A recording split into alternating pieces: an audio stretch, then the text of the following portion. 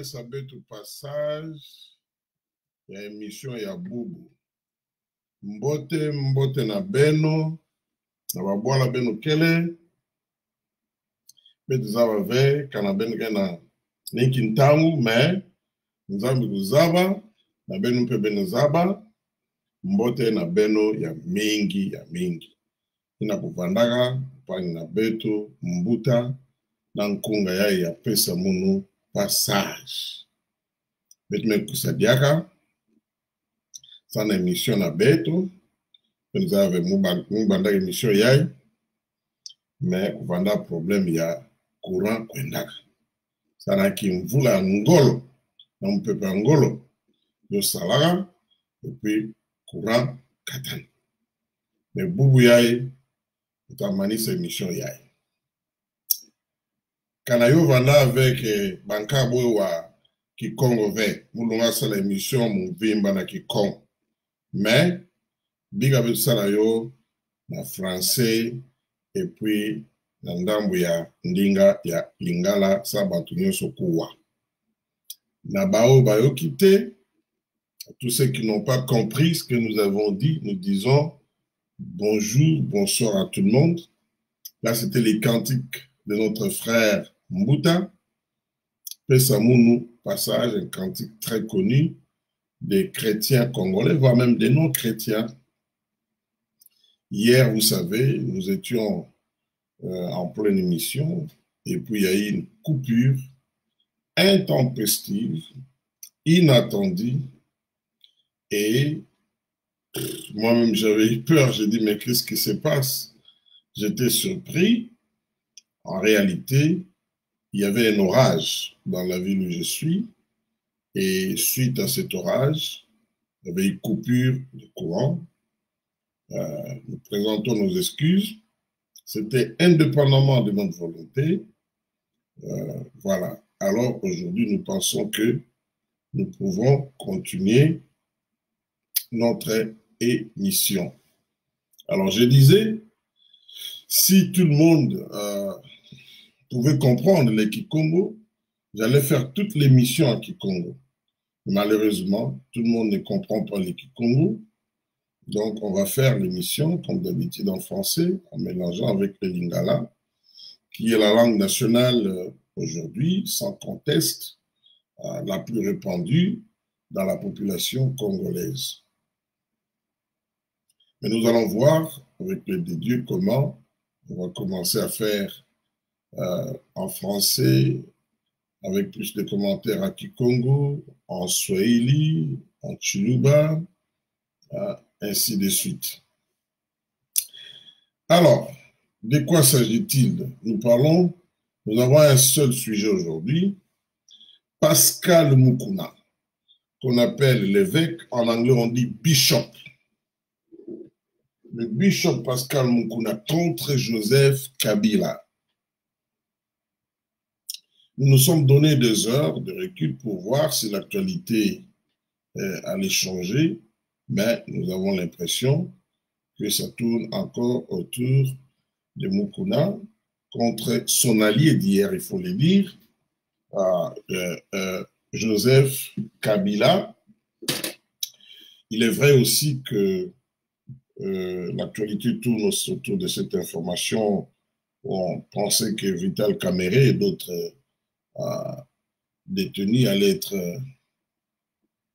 relâchés pour une liberté provisoire, pour désengorger la prison centrale de Makala. Ben, en dernière nouvelle, ce ne sera pas le cas. Nous aurons la possibilité, Dieu voulant, de voir le directeur du cabinet du chef de l'État, parce qu'il est encore, M. Vital Kamerhe, devant la barre. Ça sera le 11, à moins changement de dernière minute. Mais il sera là le 11. Il y aura un procès équitable. Donc, il aura droit à la défense. Il va parler. Il va essayer de contredire les magistrats qui ont porté des accusations contre lui en produisant des preuves. Et de l'autre côté aussi, le procureur va essayer de prouver qu'il est coupable et il reviendra au juge de prendre la décision finale. Et ainsi, en ce moment-là, on pourra dire M. Vital Kamerhe est condamné ou pas, ou il est acquitté, parce que pour l'instant, il est encore innocent. Ça, nous devons retenir cela. Donc, avant que nous revenions, nous puissions rebondir sur notre sujet principal. Bon, nous voyons dans les réseaux sociaux des gens qui disent si on les libère, on lui donne la liberté provisoire, ça sera une déception. Écoutez, on ne fait pas pression à la justice. Autant nous disons que le pouvoir exécutif ne doit pas faire pression à la justice, autant aussi l'opinion publique ne doit pas faire pression à la justice. La justice est indépendante vis-à-vis de qui que ce soit, sauf vis-à-vis de la loi. Elle dépend absolument de la loi. Donc, l'opinion publique doit être prête. On peut décider, sur base de la loi, de dire que non, bon voilà, le monsieur peut être libéré provisoirement. Ben, tant que ça vient de la justice et que ce n'est pas les résultats des pressions, on doit être prêt à accepter cela. On doit être prêt à accepter cela. Alors, le magistrat, les juges ne doivent pas faire leur travail sous pression de l'opinion publique. Non, là, c'est aussi très mauvais. Et puis, en disant que M. Vital Kamerhe pourra bénéficier de la liberté provisoire, cela ne veut pas dire que l'affaire est close. Non, on peut lui accorder la liberté provisoire, mais le 11, le monsieur va se présenter devant les cours et tribunaux. Donc, on doit c'est ça aussi l'état de droit. Hein? Voilà. Bon, venons-en. Je voudrais quand même vous saluer. C'est une tradition ici Anglo-Congo. J'ai eu l'imprudence de ne pas commencer par là, mais là, je suis obligé de... En tout cas, la liste est déjà longue. Je commence par les bas. Joseph Kambala qui me dit bonjour Anglo-Congo. Je dis bonjour. Maman Régine Timon qui me dit bonjour papa, soyez béni. Je vous dis bonjour maman, soyez béni aussi. Dieudonné Kamouene qui me dit bonjour mon frère, bonjour à toi, si je peux te tutoyer, Dieudonné, mon frère. Martin Lutumbwe qui me dit bonjour, je dis bonjour. Blessing Bouba qui me dit bonjour, je dis bonjour. Vous êtes déjà nombreux. John Lusanga qui dit ACTV. Oh, wow. Alors, je ne comprends pas John Lusanga, mais néanmoins, je te dis quand même bonjour, bonjour, bonsoir. Je crois que c'est bonjour. Carmité Maniti. Et oh, attendez un peu. Là, je ne vois pas bien. Hein. Ah. Et c'est Tshisekedi me dit bonjour, significatif ou simple quantique, car Maneti est contaminé de Covid-19. Bon, de toute façon, je dis bonjour à Essay, mais je ne comprends pas ce qu'il veut dire par la suite significatif ou simple quantique, car Maneti est contaminé de... Ah oui, je comprends, tu parles du quantique, certainement. Voilà. John Sangadi Anglo-Congo International, merci beaucoup. Les grands chefs, Moudia Kakama, il dit bonjour et santé de fer Anglo-Congo. Wow, merci beaucoup, à vous autant. Marcel Congolo Moulombo dit salut Anglo-Congo. Anglo-Congo, comment allez-vous? Voilà, ça va, Dieu nous garde, bien que j'ai tout, ça va, donc pendant l'émission, je pourrais tousser. Mais ça va. C'est pas coronavirus. De toute façon, si c'était le cas, je ne serais pas là. Roger Massamba qui dit bonjour, Papa Anglo Congo. Bonjour, Roger. Annie Tchala, vous êtes nombreux. Kabongo Emmanuel. Annie me dit bonjour, je dis bonjour. Kassongo Emmanuel dit bonjour, Ndeko Anglo Congo. Mibaramo, je dis bonjour et Mibaramo aussi à toi. Je crois que c'est la salutation en langue Ngbandi et aussi en Centrafrique. Patrick Ilunga qui dit, Chimanga qui dit, salut monsieur Anglo-Congo, salut à toi Patrick. Et Maman Lisa Monguedou, bonjour papa Anglo-Congo, j'ai dit bonjour à toi Lisette. Oh my goodness. David Bellard me dit Mbote Mpangi, Mbote Nange, maître David Bellard, Mbote Mingi Mingi. Alors voilà. Et nous sommes à la fin. Michel Riska, il dit bonjour. Anglo-Congo, content de t'entendre. Bonjour, Michel Riska. Kabamba David Mbaya, il dit salut Anglo-Congo, bonne nuit chez vous. Ah, merci. En effet, c'est la nuit chez moi. Voilà au moins quelqu'un qui comprend que chez moi, il a bien deviné, c'est la nuit. Alors, Mukuna, Pascal Mukuna, il y a quelque temps allié de Kabila, ce n'est pas un secret. On a vu Mukuna, ce n'est pas quelqu'un qui a sa langue dans la poche. On a vu Mukuna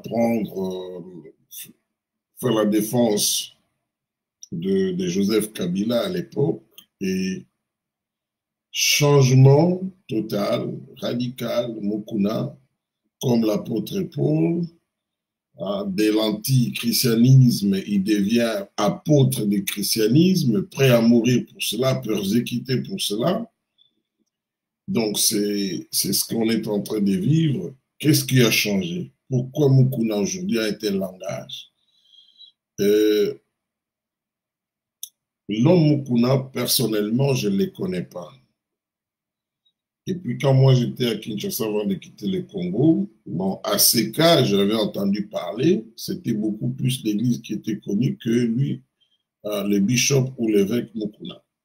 C'est des années plus tard, je vais entendre parler de lui dans tous les sens. Il fut très proche de la famille Joseph Kabila. Il y a un ami qui les connaît, qui l'a fréquenté, qui m'a dit que à un moment donné, Mukuna était même conseiller spirituel de Maman Olive Lembe, l'épouse du sénateur à vie Joseph Kabila à l'époque. Son mari était au pouvoir. Mukuna devient très virulent dans son langage. Mukuna rend Kabila responsable de la situation que vit notre pays. Il ne le cache pas. On voit un homme déterminé. Mais nous avions donné un proverbe dans l'émission qui avait précédé celle qui était interrompue dans celle d'hier. Un proverbe mbala, de Bambala donc, qui dit Soki omoni mwana ya soso atoni na nzungu, yebaki mama na ye azali na se. Voilà. Et en tout cas, au début, on pensait que Mukuna, en effet, c'était un coup de gueule, tout ça, mais en vérifiant, en faisant des enquêtes, nous avions fini par comprendre que Mukuna n'était pas seul. Est-ce que c'est de l'opportunisme? Ben, écoutez, nous ne sommes pas tous obligés de comprendre les choses au même moment. Mais si c'est de l'opportunisme, nous le saurons. Mais ce que nous constatons aujourd'hui, que Mukuna a tenu des propos que très peu de leaders politiques congolais peuvent se permettre de tenir contre Joseph Kabila. On sent un homme déterminé, un homme convaincu qu'il est investi d'une mission divine, parce qu'il est dit, un homme qui, révigoré par les soutiens, dit-il, de la population congolaise, un homme qui a mis KO M. Jean-Marie Kassamba sur le plateau de la télévision, mais un homme aussi sur qui pèsent des accusations, donc disons des allégations, un homme qui aurait abusivement exploité une dame. On a vu des images obscènes passer, des images qu'on attribue à Mukuna. On a entendu des témoignages contradictoires, il faut le dire, de la dame en question. On a même eu l'occasion, moi qui vous parle, j'ai suivi la vidéo de la dame qui est comment ça s'appelle encore? Congo Mikili, pour citer cet organe de presse-là, Marie-Laure Mwaka, je crois. J'ai vu une vidéo, je crois la dernière qu'elle a produite sur là où elle est en train de... Est-ce que je suis toujours en direct? Je ne sais pas. Est-ce que je suis toujours en direct? Si je suis toujours en direct, donc j'aurai besoin des likes ou des j'aime. Moi-même, je vais faire un j'aime sur Patrick Ilunga Chimanga. Attendez un peu. Voilà, je fais un j'aime là. J'ai l'impression que je ne suis plus en direct là. Bon, je vais continuer à parler pendant... Oui, apparemment, je suis en direct. Apparemment. Bien, quelqu'un peut m'écrire une box. Bon, je vais continuer. De toute façon, je le saurai dans les minutes qui suivent parce que mon témoin ici... OK. J'ai même perdu le fil d'idée là. Je disais encore quoi? On a vu des images obscènes. Mukuna a démenti, il a dit que c'était des montages. Voilà. Apparemment, je suis en direct, oui. Merci beaucoup. Merci. Ouais. Alors, merci. Merci, maman Lisette. Merci. Merci, Patrick. Mukuna, qui s'oppose à Joseph Kabila, qui l'accuse responsable de tous les malheurs qui nous sont arrivés. Alors, et sort une vidéo, comme je dis, Mukuna demande, il y en a qui disent que c'est lui, d'autres qui disent que ce n'est pas lui. Je vous ai dit que moi, j'ai mon opinion là-dessus, mais je garde ça de manière personnelle. je distingue les actes que Mukuna peut poser, je dis bien peut poser en privé, et son discours contre Joseph Kabila. Mais notre analyse se base surtout sur les contenus de son discours, les courages, parce qu'on doit le reconnaître, cet homme fait preuve de courage de Mukuna, et aussi quel est le soutien de Mukuna, qui est derrière. En tout cas, il y a une bonne partie de l'opinion congolaise qui soutient son combat, son discours au moins. Il y en a, on a vu dans les réseaux sociaux des gens qui disent, non, voilà, nous sommes d'accord avec ce qu'il dit, même si nous ne sommes pas d'accord sur un certain nombre de choses concernant l'éthique en tant qu'homme de Dieu. Encore, il faut dire que la vidéo là, il faut vraiment l'avis d'un expert pour dire de manière définitive que si c'est Mukuna ou pas, parce qu'aujourd'hui avec la technologie, on peut arriver à faire des montages, et faire croire aux gens que la personne qu'on voit dans la vidéo, c'est réellement la personne, alors que ce n'est pas le cas. Mukuna n'est pas seul. Il y a des Congolais qui sont d'accord avec lui. Et pas des moindres. Je vais citer quelques-uns qui se sont affichés, du moins ceux qui sont connus. Vous avez par exemple honorable Franck Diongo, qui est d'accord avec Mukuna, qui est allé le voir. Vous avez maître Jean-Claude Katende, c'est un grand activiste des droits de l'homme, qui est d'accord avec Mukuna, qui d'ailleurs, à ma connaissance, il est membre de leur mouvement, appelons ça comme ça, qui est l'éveil patriotique. Et il y a d'autres gens qui se sont affichés pour dire nous sommes d'accord avec Mukuna. Mais au-delà de cela, Mukuna lui-même a dit qu'il a rencontré, et d'abord il félicitait la communauté internationale pour son soutien. Et quand il a eu à débattre contre Jean-Marie Kassamba, Kassamba dit que vous êtes en train de faire les tours des ambassades. Donc Kassamba connaît que Mukuna donne à son combat une dimension internationale. Mais hier, nous avons vu M. Herman Cohen, qui est un ancien ambassadeur des États-Unis dans plusieurs pays africains, mais qui est aussi un ancien sous-secrétaire d'État américain chargé de l'Afrique, faire un tweet où il montre que non, voilà, M. Mukuna est en train de décrier les 18 ans de gestion de Kabila, et il dit que Mukuna a un soutien significatif des Congolais. Alors, parlons-en un peu de M. Herman Cohen. J'avais parlé de lui, je crois, l'année passée.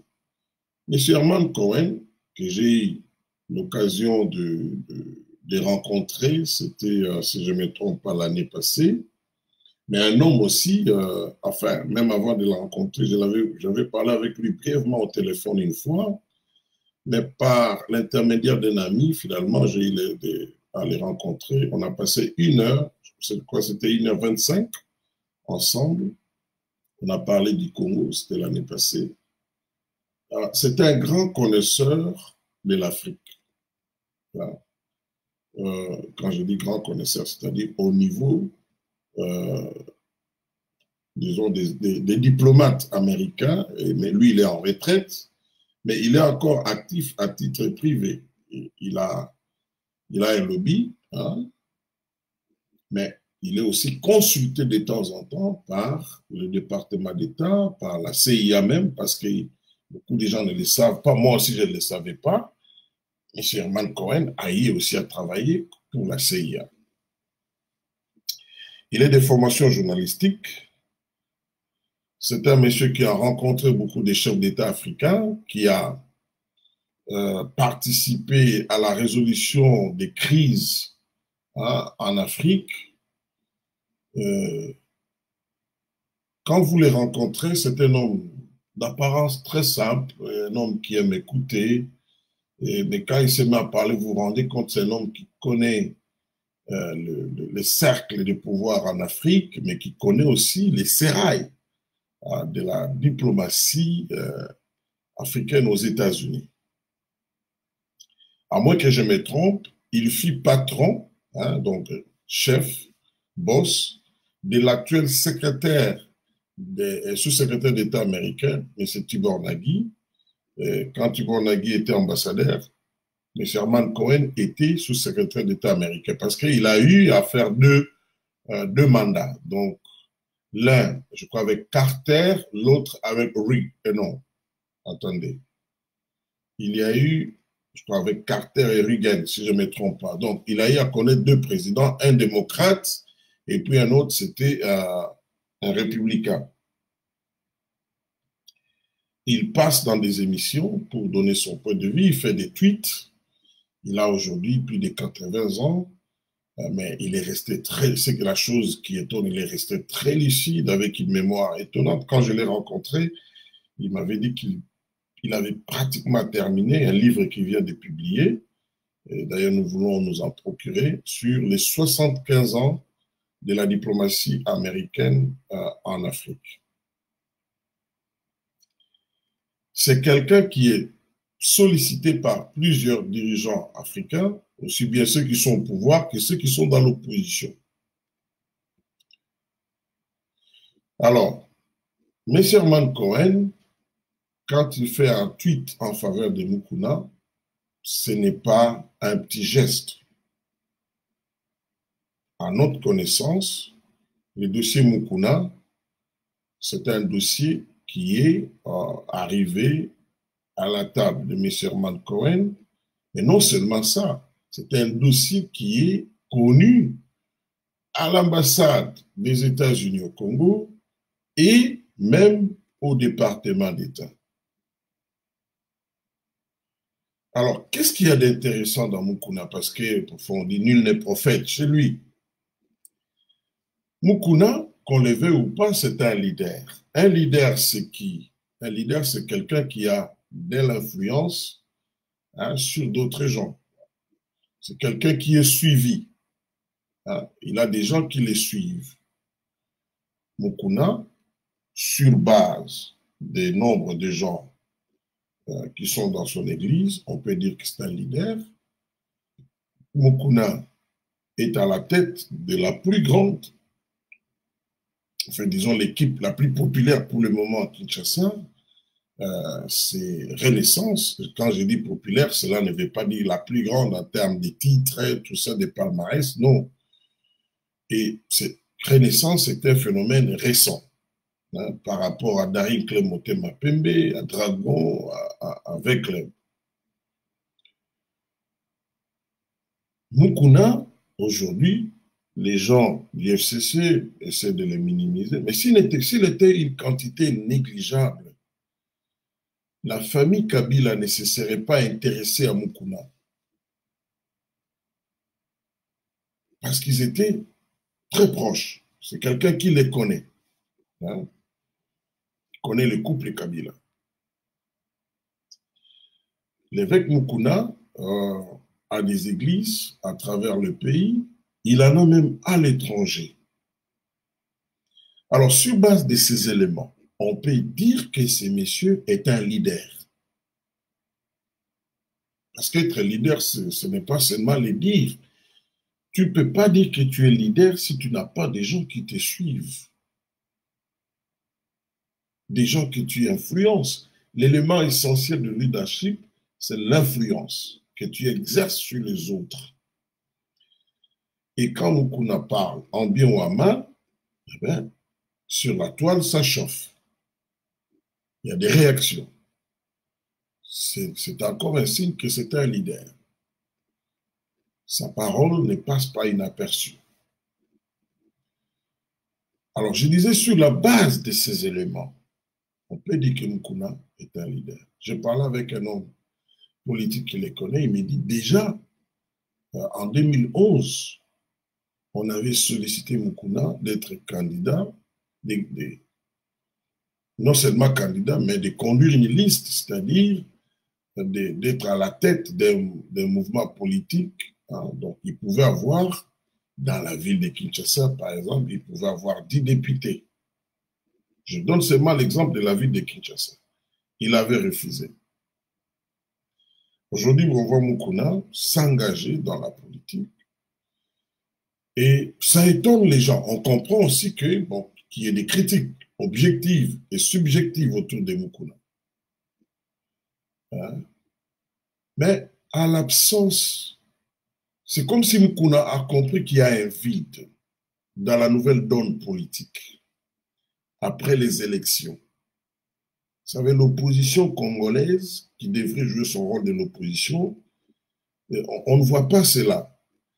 Alors Mukuna a pu trouver un vide et il a comblé ce vide-là avec un discours. Et cela ne peut faire que des jaloux, ça peut causer aussi des inquiétudes, hein, d'autant plus que, bon, sur la scène politique, il n'était pas vraiment, j'allais dire, aussi présent. Mais Mukuna, c'est qui en fait? Je suis en train d'étudier le phénomène Mukuna, je me dis, peut-être, si on accepte que Mukuna a des problèmes d'éthique, j'ai dit si on accepte, parce que moi, je n'ai pas de preuves de manière personnelle.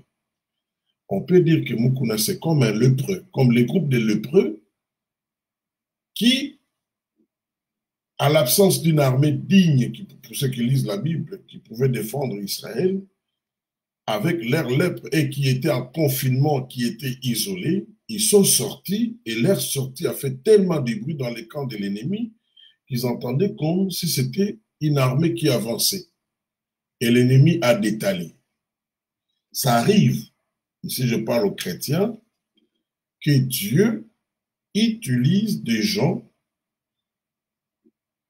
qui ne répondent pas aux critères, hein, les critères des hommes. Ça arrive. Lui-même l'a dit, c'est comme s'il a compris, il dit, Banima kite mutuloko langai.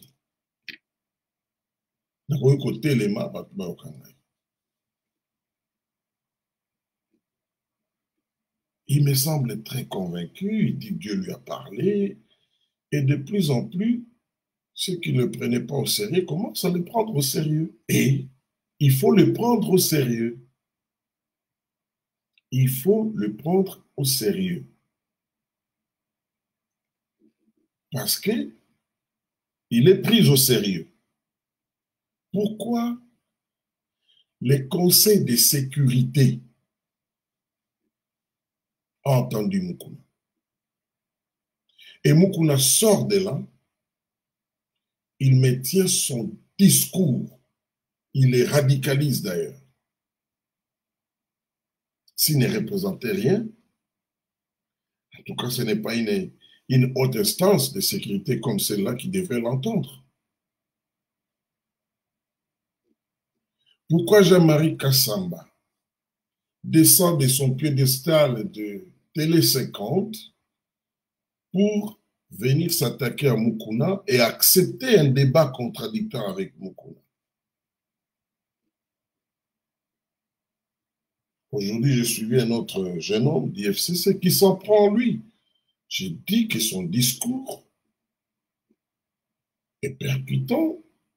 C'est pour cela que les autres réagissent.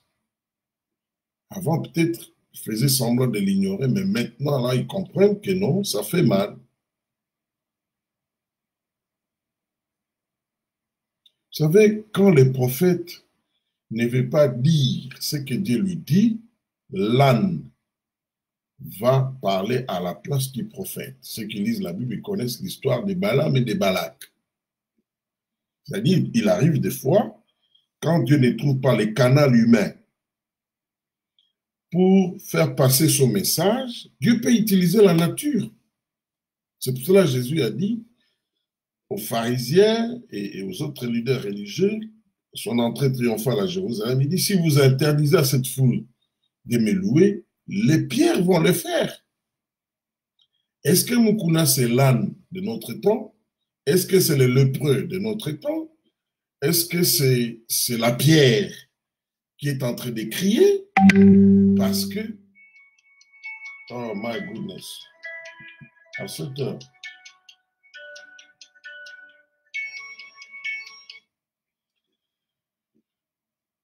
est-ce que c'est la pierre de notre temps? Eh bien, le temps nous le dira. Mais nous devons reconnaître que sa voix et son message est en train de passer au point de, de devenir la une. Il y a beaucoup de choses qui se font. Il y a beaucoup de gens qui parlent. Il y a des politiciens qui parlent. Mais apparemment, la voix, le vocal de Mukuna est en train de prendre de l'ampleur. On le saura. Est-ce que c'est un autre Némoine d'Ansemi? On le saura. C'est un problème de temps. Comme on dit en anglais, time will tell.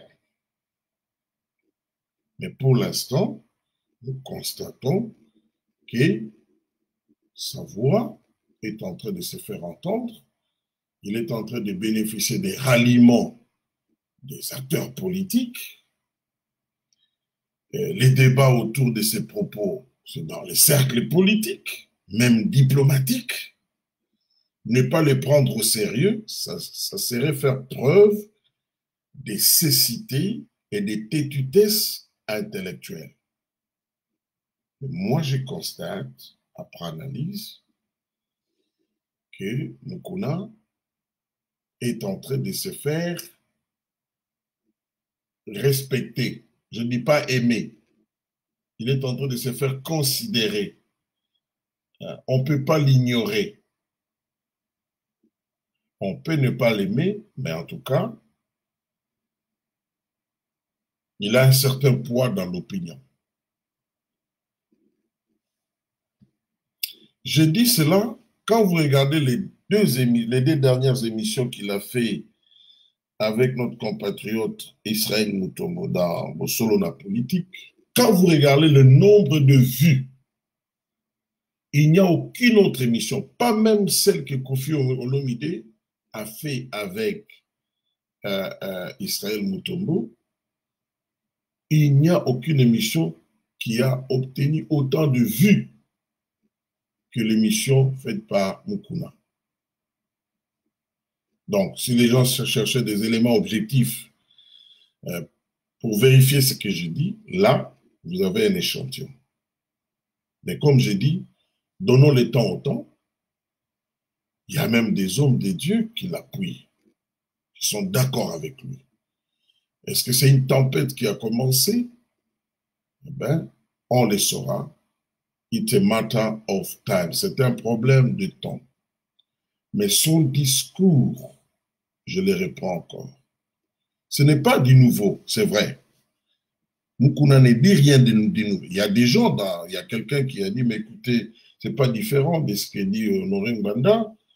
Depuis toujours, oui, je suis d'accord, le contenu est à peu près le même sur certains points, mais la différence ici, c'est que Mukuna n'est pas en exil. Il n'est pas à 8000 km. Mukuna est en plein Kinshasa. Et il parle à partir. C'est ça la différence. Tout ce que Mukuna dit, ça a été dit par beaucoup de Congolais, mais il est à Kinshasa. Il parle sur place. C'est ça ce qui fait la différence. Il dit que Kabila doit être jugé et il a l'intention, il l'a dit une fois, de porter plainte contre Kabila. Apparemment, il va le faire. Et je viens de lire quelque part que comme quoi l'autre camp, enfin, disons la dame là, se prépare à traduire Mukuna en justice. Nous disons si cette dame-là estime réellement qu'elle a été abusée sexuellement par Mukuna, c'est aussi son droit d'aller saisir la justice.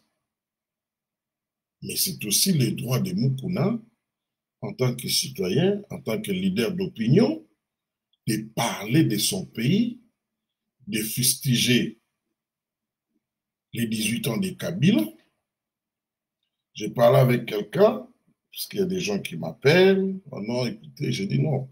Le problème, c'est que cette dame-là ne doit pas devenir un instrument du FCC. Si elle a eu des problèmes avec Mukuna, qu'elle aille saisir la justice. On est, en tout cas, il y a un début d'état de droit, qu'elle profite de ce moment ici, qu'elle aille saisir la justice, qu'elle fasse appel à la presse. On a dit qu'elle passerait à l'émission Bossolo la politique. Bon, nous attendons. Alors voilà, j'avais perdu l'idée quand je parlais. Quand j'ai suivi la vidéo de Laure, Marie-Laure Mwaka, je crois que c'est ça son nom, elle était en train d'interviewer la dame là, à Kinshasa. Marie-Laure doit être au Canada. Elle parlait et c'était sur WhatsApp qu'elle communiquait avec la dame, mais son téléphone, hein, on pouvait voir cela. Donc, il y avait une caméra. On ne voyait pas son visage, mais on voyait les téléphones qu'elle utilisait. Elle avait mis ça sur un haut-parleur. À un moment donné, il y a eu interruption de leur communication. Et elle a demandé au public, vous pouvez encore regarder la vidéo, elle a demandé au public de faire attention. Elle dit, vous voyez, c'est écrit connexion, c'est-à-dire la communication, essayait de répondre. Et j'ai regardé, après un moment donné, si vous regardez la vidéo, je crois, j'ai oublié les minutes, vous allez voir un numéro va sortir, un numéro du Congo. Et moi, j'ai arrêté la vidéo sur ce point-là. Ça passe très vite. Vous pouvez faire ça. J'ai arrêté la vidéo net à cet endroit-là et j'ai copié le numéro. Je l'ai enregistré dans mon téléphone et je suis allé sur WhatsApp. Je vois la photo d'une jeune fille, enfin, d'une dame. J'ai essayé d'appeler ce numéro-là. Ça sonnait là-bas au Congo. Parce que sur mon téléphone, je voyais c'était écrit ringing, donc ça sonnait là-bas. 2, 3 fois, la dame n'a pas pris parce que je voulais lui poser quelques questions pour savoir qu'elle dise est-ce que c'est réellement elle, qu'est-ce qu'elle reproche à beaucoup. J'avais un certain nombre de questions à lui poser. Alors, j'ai donné ça à certains amis, j'ai dit voilà, parce qu'on dit que elle ne dévoile pas son visage, mais il y a un portrait là d'une dame. Est-ce que c'est elle, le portrait qu'on voit là? Si ce n'est pas elle, ça peut servir d'une piste. Et puis les numéros en question passent, à moins que ça ne passe pas après. Mais quand moi j'ai appris ça, et un ami aussi a essayé le même numéro. Je lui ai dit, voilà ce numéro. Donc la dame qu'on a interviewée, elle parlait à ce numéro à Kinshasa. Bon, espérons qu'elle va passer à l'émission Bossolo la politique et à l'occasion, on aura la possibilité de voir son visage. Donc, elle pourra être identifiée par les publics. Et tout ce que nous souhaitons, c'est qu'il ne faut pas qu'on oublie l'écrit de cette dame. Si c'est vrai, on le saura. Si ce n'est pas vrai, ben, on saura aussi. Mais c'est à la justice de déterminer. Et voilà ce que moi je voulais dire par rapport à ce phénomène Mukuna, Pascal Mukuna. Je constate qu'il n'est pas seul. Et comme je l'ai dit, si jamais il y a procès, parce que semble-t-il, la dame va porter plainte, on saura et on verra. Peut-être que Mukuna n'est pas seul. Voilà. Est-ce qu'il y a des questions? Nous ne voyons pas jusque-là des questions. Ah oui, merci. Il y avait des gens qui me signalaient que j'étais en ligne.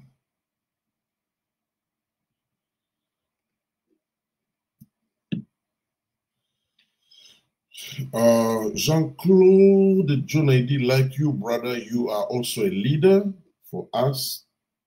Thanks for good job. Same to Mama Lisette Anthony de son père et many others. Leader, I don't know. Moi, je ne fais que des analyses. Hein. Am I really a leader? I don't think so. Up to now, not yet. Celle plutôt Bidouin, il dit bonsoir chez vous. Bon, bonsoir, je ne prends plus les salutations, je m'excuse là. Pierre Kamounimoko dit, n'est-ce pas que l'histoire des Mukuna est le signe de la fin de la Kabylie? Possible, ça peut aussi être la fin de la Kabylie. C'est possible. Un signe plutôt, je veux dire un signe, c'est possible. Mais comme je dis, ça va prendre du temps. Celle qui dit encore pourquoi nous les Congolais tolinga kaka wa futilité soki ba balancer moi les kambu ya buzo ba mbala moko to bosani oyo ezalaki important. Ah, très bien. Vous savez, la communication, enfin l'homme est un être lié à la communication. Les experts en communication le savent qu'un message de peur accroche plus qu'un message qui rassure. Vous savez, ceux qui ont balancé la vidéo, qu'elle soit authentique ou pas, c'est des gens qui connaissent certaines stratégies de communication. Si on dit que voilà, c'est Mukuna qui est en train de poser cet acte-là avec cette dame-là, la tendance sera, ce qui va attirer plus la curiosité, l'évêque Mukuna, dans un tel scandale, les gens, l'attention des gens, ce sera sur ce scandale-là. Ce n'est pas nouveau, ça. Ce n'est pas du tout nouveau. C'est une façon de dévier l'attention des gens. Donc, c'est une stratégie de communication. Les gens aiment ce qui est scandaleux. D'ailleurs, souvent, on dit que, bon, tout ce qui est normal, ça ne fait pas partie de l'actualité. C'est des choses anormales qui font partie de l'actualité. En plus, vous savez que les vidéos les plus vues dans le monde, ce sont des vidéos, je ne donne pas là, mais mon opinion, ce sont les vidéos de pornographie. Malheureusement, c'est ça la réalité. YouTube a plus de vues dans ce domaine-là, dans tous les pays, que dans des émissions comme les nôtres ici. Hein. Donc, ceux qui ont posé, c'est bien calculé. Que l'image soit fausse ou authentique, mais c'est une stratégie de communication. Au-delà de cela, les gens savent qu'au Congo, nous sommes quand même un pays à majorité chrétienne. L'autre minorité, c'est ce qui reste, c'est des musulmans. Et de par notre culture, la nudité de quelqu'un, d'un adulte, de quelqu'un de connu comme Kuna, c'est un tabou. C'est un tabou, c'est un scandale. Donc, compte tenu de tous ces éléments, on sait que si on balance un tel élément, qu'on le veut ou pas, ça va déplacer le débat. Donc, détourner les gens. Oh my goodness.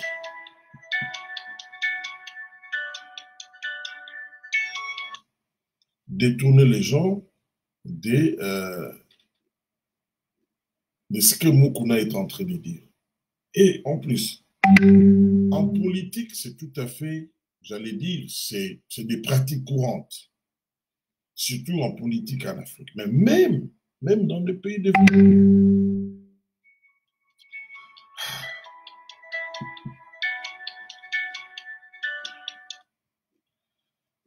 Ne vous en faites pas, je vais rappeler cet ami. Au Zimbabwe, Robert Mugabe, paix à son âme, de son vivant, il y avait l'archevêque de Bulawayo, qui est la deuxième ville du Zimbabwe, s'appelle Gube. Cet archevêque, c'était un homme influent au Zimbabwe, un homme très écouté. Il était très critique vis-à-vis de Mugabe. Très, très critique. Et puis un jour, pour les descendre, on a balancé des images de cet archevêque. Qu'est-ce qu'il y a eu? Il y avait une dame qui travaillait à l'archevêché. Cette dame-là était mariée, dont le mari aussi travaillait à l'archevêché. L'archevêque sortait avec cette dame, donc avait des relations intimes avec cette dame, bien sûr à l'insu de son mari. Alors, parce que ce monsieur dérangeait Mugabe sur le plan politique, qu'est-ce qu'on a fait? On est allé contacter l'entreprise qui faisait des travaux de maintenance, des réparations dans la résidence de l'archevêque. Des gens qui venaient réparer le courant, remplacer les ampoules, regarder si les climatiseurs fonctionnent, tout ça. Et le pouvoir en place a donné de l'argent à ces gens-là. Ils ont placé des caméras cachées dans la chambre de cet archevêque. C'est comme ça qu'ils avaient eu ces images. Moi, je les ai vues à la télé. J'avais eu froid. J'étais scandalisé. La plupart des gens qui avaient vu cela. L'ancien président zambien, Frédéric Chiluba, il y avait un homme de Dieu en Zambie, Nevas Lumumba, le bishop Nevas Lumumba, très influent, très écouté dans le pays. Quand Nevas Lumumba est entré dans la politique, il a commencé à s'attaquer au président Chiluba et son parti. Le président Chiluba, qui fut un chrétien aussi, personnellement, en avait marre. Un jour, il a dit, écoutez, nous respectons le bishop Nevas Lumumba, mais que le bishop ne confonde pas l'Église et la politique. À l'Église, s'il parle, il prêche, nous disons Amen. Mais ici, dans la politique, s'il s'attaque à quelqu'un, on ne dira pas Amen, on va aussi s'attaquer à lui. Donc, les gens qui veulent faire la politique, ils doivent savoir qu'en politique, il y a des choses dont on se permet et qu'on ne peut pas se permettre dans un autre domaine. C'est un monde très violent. Je ne parle pas des violences physiques. C'est un monde très compétitif, très brutal. Les Anglais disent it's a dirty and a deadly game. C'est un jeu sale et un jeu mortel. Ça ne se pardonne pas. Quand il y a campagne aux États-Unis, mais on va fouiller partout. On fait tout pour descendre l'adversaire, pour diminuer sa cote. Donc, le pasteur Mukuna doit être au courant de cela. S'il n'était pas au courant, au moins il est en train de vivre cela. Et il a dit qu'il ne va pas laisser. En Afrique, c'est encore plus mortel parce qu'on peut te tuer. Étienne Tshisekedi, quand ils ont commencé leur lutte en Libre-Pes, on l'avait amené au CNPP. On a demandé aux médecins qui les consultaient de dire, d'établir que non, après diagnostic, que le monsieur est mentalement déséquilibré. Et ce docteur-là, c'est qui? C'est docteur Loseke. Heureusement, docteur Loseke n'a pas fait la volonté du pouvoir de Mobutu à l'époque. Et c'est ce qu'il avait lié au docteur Loseke. Vous connaissez docteur Tarsis Loseke.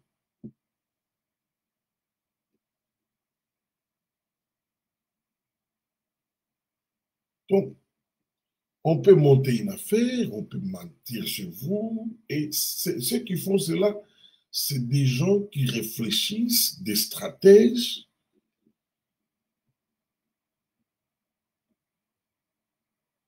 Moi qui vous parle, mais on a déjà monté, répandu une fausseté démoniaque contre moi.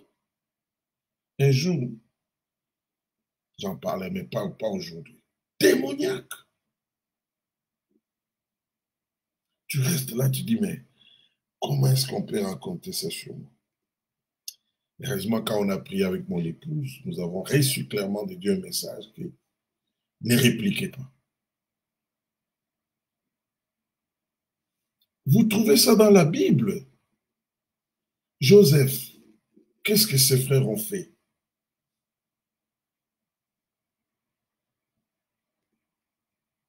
Ils l'ont vendu. Entre-temps, ils ont amené ses habits, sa robe chez son père avec des taches de sang pour dire qu'il a été dévoré par un animal sauvage. Et ses frères sont restés avec cela comme secret des années, des années. Ils regardaient leur père pleurer, tout ça. La femme de Potiphar, ce qu'elle a fait, c'est la même chose. Vous venez à la résurrection de Christ que nous célébrons, vous et moi que nous célébrons. Mais nous célébrons la résurrection de Christ aujourd'hui. Mais quand Jésus est ressuscité, il n'y avait pas une célébration à Jérusalem. Parce que tout le monde savait que la nouvelle, la version qui était connue, c'était quoi? Ses disciples ont volé son corps. Lisez les évangiles.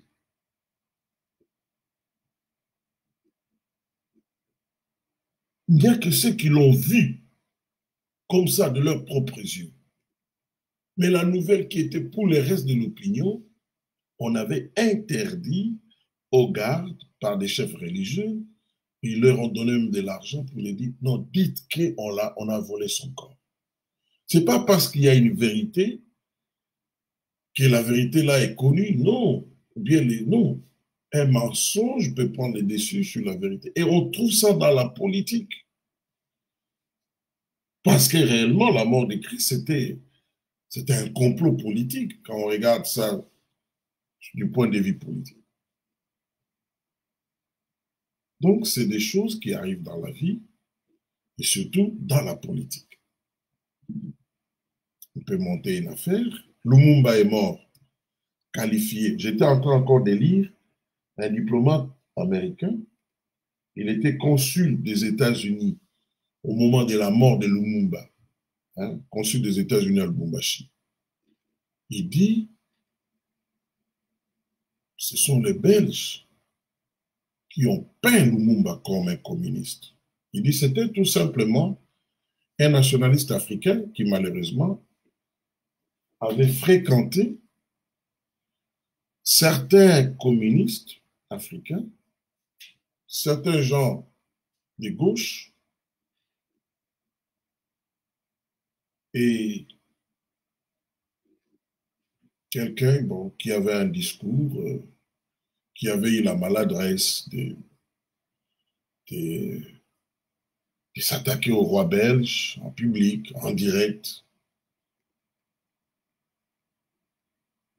Mais on l'a présenté pendant longtemps comme un communiste. Ce n'est pas parce que tu fréquentes à un moment donné les Russes que tu deviens forcément communiste. Mais pour les noyer, il fallait les présenter comme ça. Donc, c'est tout à fait normal. C'est pour cela qu'il faut beaucoup de lucidité quand on est en train de suivre les événements politiques. Moi, quand je regarde parfois des intellectuels de haute facture que je connais, ils reçoivent des messages dans le WhatsApp. Et puis, ces gens-là vous parlent comme si c'est la vérité. Ah non, j'ai appris ça, ça, ça. On dit ça, ça. Ils croient.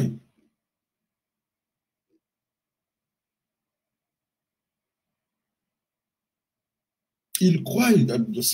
J'ai entendu un message audio sur la mort de M. Gilbert Mundela, que je connais personnellement. Il est mort vendredi. Mercredi, il m'avait appelé. Quand je dis je connais, je connais.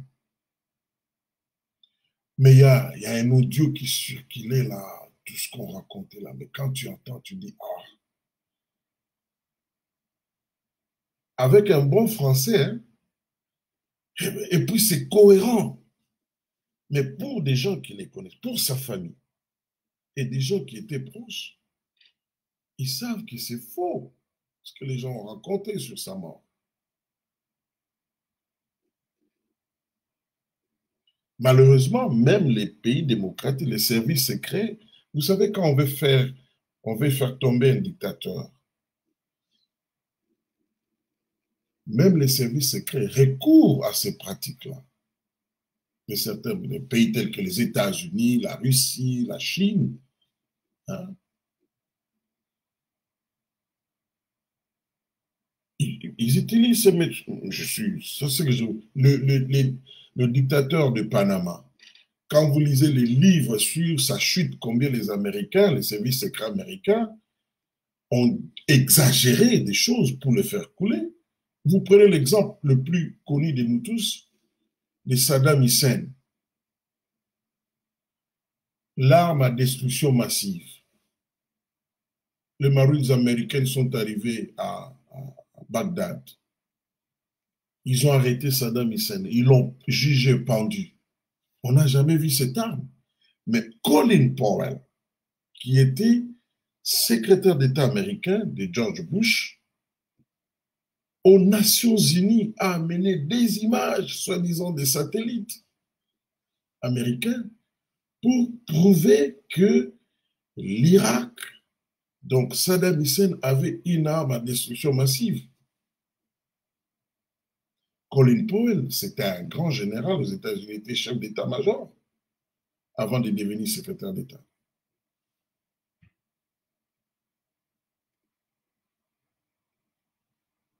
Malheureusement, tous les États, je dis bien tous les États, utilisent cela. Il y a des choses qu'on a dit du maréchal Mobutu qui étaient vraies et il y avait aussi des choses qui étaient fausses.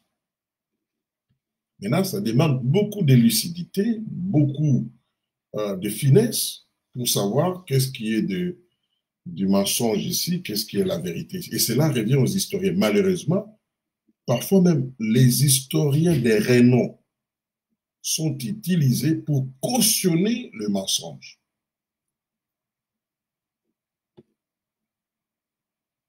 Le monde dans lequel nous vivons, c'est un monde d'intérêt. Vous avez entendu tout ce qui est les débats qu'il y a eu sur Dr Mukwege. J'en parle parce que je connais un peu de cela. Ah non, mais il a accepté qu'on vienne nous prendre pour des cobayes ici. Tout ça. En réalité, c'était quoi? Ou c'est quoi? L'enjeu, c'est l'argent autour, les fonds qu'on est en train de donner autour de la lutte contre le coronavirus, mais aussi les lobbying que font les compagnies pharmaceutiques pour faire adopter leurs vaccins. Parce que le Congo, avec ses 84 millions d'habitants, c'est un grand marché. Oli Lunga, qui était ministre de la Santé, il avait signé un contrat au nom de la République avec une compagnie pharmaceutique. Quand le docteur Mukwege, plutôt Muyembe, je ne parle pas de Mukwege, Muyembe est arrivé, le virologue, lui est venu avec le vaccin de Johnson Johnson, qui est une autre compagnie. Toutes ces histoires-là ne se font pas gratuitement. Heureusement pour lui, ce vaccin-là a marché. Les lobbies les plus puissants aux États-Unis, surtout concernant la politique intérieure des États-Unis. Je ne parle pas des IPAC, qui est un groupe, un lobby qui soutient l'Israël et donc qui essaie d'influencer la politique étrangère des États-Unis en faveur d'Israël. Je parle, ceux qui vivent aux États-Unis, ils comprennent de quoi je parle. Pas seulement ceux qui vivent, mais ceux qui suivent aussi l'actualité aux États-Unis. Parce qu'il y a des gens qui vivent là-bas, mais qui ne suivent pas. Ils savent que les lobbies de médicaments aux États-Unis, des produits pharmaceutiques, c'est parmi les lobbies les plus puissants aux États-Unis. Vous prenez le lobby de ceux qui fabriquent des armes. Un revolver, il y a des tueries aux États-Unis, un enfant prend un revolver ou bien un ousil de son père, il va massacrer les gens, tout ça. Combien de fois les gens ont dit que l'on interdise les ports d'armes aux États-Unis, mais ça ne marche pas.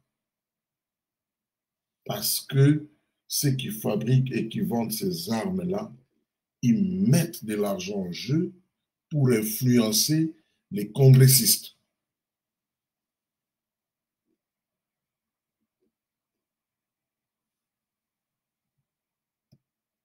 Donc, même les scientifiques, ne vous en faites pas, même les scientifiques, on va chercher le meilleur scientifique dans un domaine pour qu'il donne son opinion en faveur d'une ligne politique, d'un intérêt politique.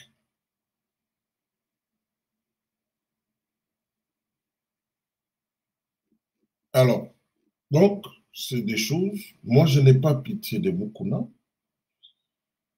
que ce soit vrai ou pas, je dis, il est entré dans un domaine, et d'ailleurs, lui comme pasteur doit le savoir, parce que les pasteurs, ils vivent ça aussi dans les églises. Il y a ce qu'on a, la notion des combats spirituels. Dans les églises, il y a la politique. Les gens montent des complots contre des pasteurs. Et il arrive des fois aussi, les pasteurs, il peut dire, bon, je ne veux pas de telles personnes dans l'église. Et il monte les gens contre une personne. Donc, nous vivons dans un monde où il y a toujours des forces opposées, qu'on le veuille ou pas. Et à partir du moment où il y a des forces opposées, ben, il y a un combat et parfois les armes que nous utilisons. Quand c'est Dieu qui le fait, c'est saint, hein, parce que Dieu est saint. On parle de cette notion. Je parlais de lépreux. Mais c'est quoi? C'est une méthode de communication, une stratégie.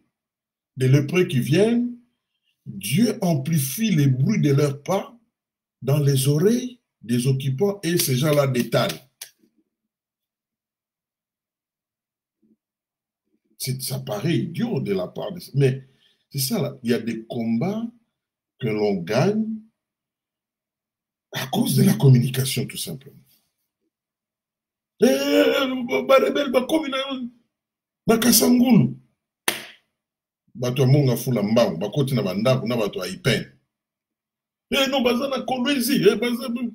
Peut-être qu'ils ne sont pas encore arrivés, toute la ville de Kolwezi est paralysée et certains militaires d'État. C'est ce que l'AFDEL utilisait. La guerre de la communication, la guerre des ondes, vous trouvez ça dans la Bible.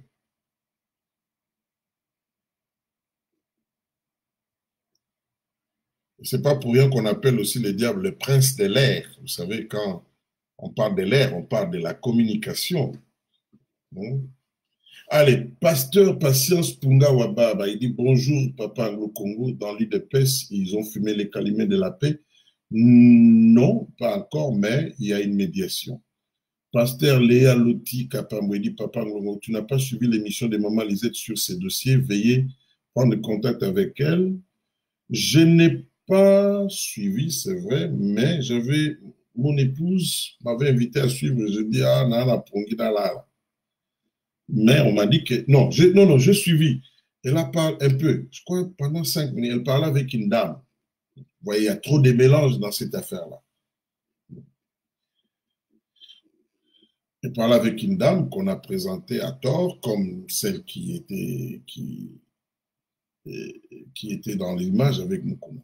Donc, il y a trop de manipulations. C'est pour ça que je dis il faut beaucoup de lucidité, beaucoup de sagesse. Sinon, vous gobez tout, surtout pendant ce temps des réseaux sociaux. Ah là là.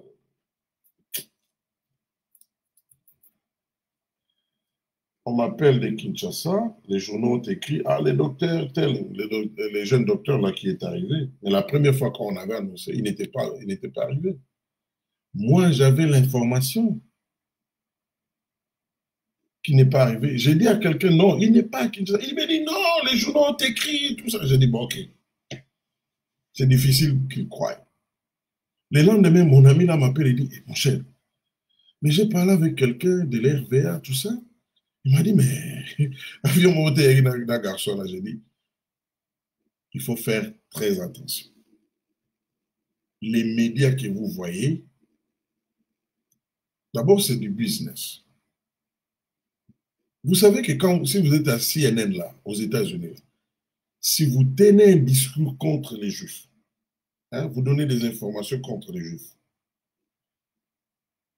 on va contre la politique de l'État hébreu. Ne parlons pas des Juifs parce que ça peut paraître comme vous êtes anti-sionisme, contre les intérêts de l'État hébreu. Bien lui donner une information objective, là où peut-être les Juifs, l'État hébreu a tort, 2, 3 fois, on peut vous chasser sans vous dire pourquoi on vous chasse. C'est le travail de lobbying. Il faut contrôler les médias. Tous les États les font, hein? Je dis bien tous les États. Quand nous nous plaignons là, ah, bah, Rwandais, so que le baboué, message, on est relégaté pour le Rwandais. Mais tous les États font cela. Nous ne sommes pas dans un monde où il faut pleurnicher. Il faut faire entendre sa voix. Le pleur dans le monde politique, ça ne va jamais susciter la pitié. Ah, je suis agressé. Vous pleurez, vous allez la nani. Hein? Si le pleur pouvait changer quelque chose, vous allez la nani. À moins que vous allez l'anzambe. Mais quand il y a vous allez qu'est-ce que vous voulez?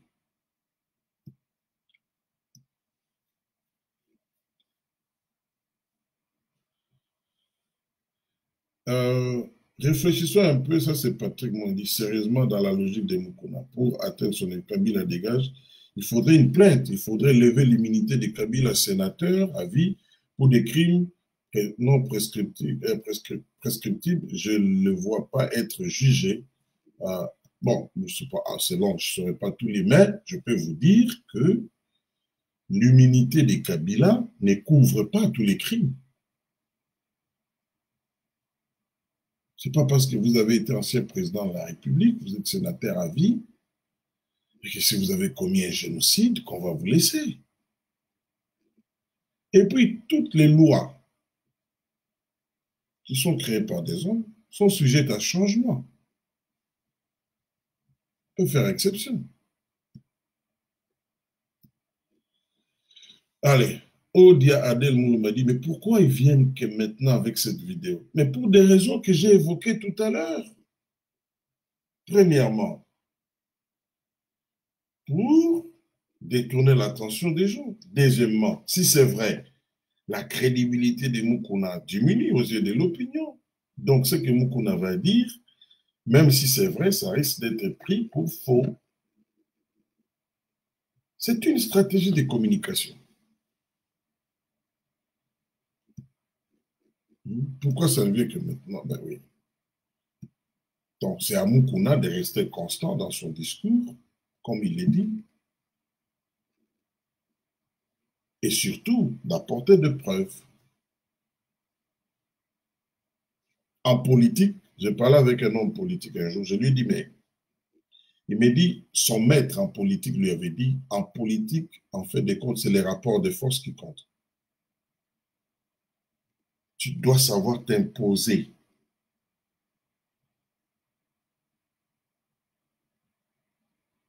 Donc, Mukuna a trouvé de l'espace dans l'audience. Il doit tenir. Il aura des coups. Parce que lui aussi, il en donne.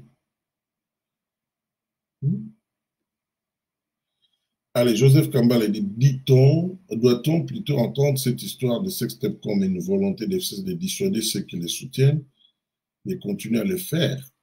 Mais oui, et surtout que c'est un homme de l'Église. L'Église est intransigeante quand il s'agit de l'éthique, de la morale. Lui veut descendre Kabila. Kabila aussi cherche à le descendre. C'est ça la réalité. Euh, Philippe Desconcessants, il dit, l'FCC a un laboratoire. Ils ont vu des vidéos pareilles pouvaient retourner l'attention congolaise. Ce n'est pas par hasard qu'elles surviennent en ce moment-là.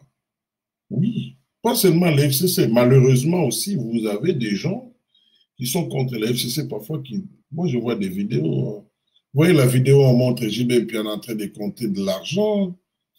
Les gens pensent que c'est de l'argent qu'il est en train de retourner, alors que c'est de l'argent d'une maison, sa maison qu'il avait vendue. On peut prendre des vieilles images, on utilise selon la circonstance, mais ça passe. Dans une certaine opinion, ça passe. Joseph Kabila qui vient rencontrer Félix Tshisekedi, eh bien, on voit la vidéo. Demain matin, on vous donne des images, on dit Bazago Sambela. On a choisi délibérément des postures de l'un de l'autre qui peuvent correspondre à la prière.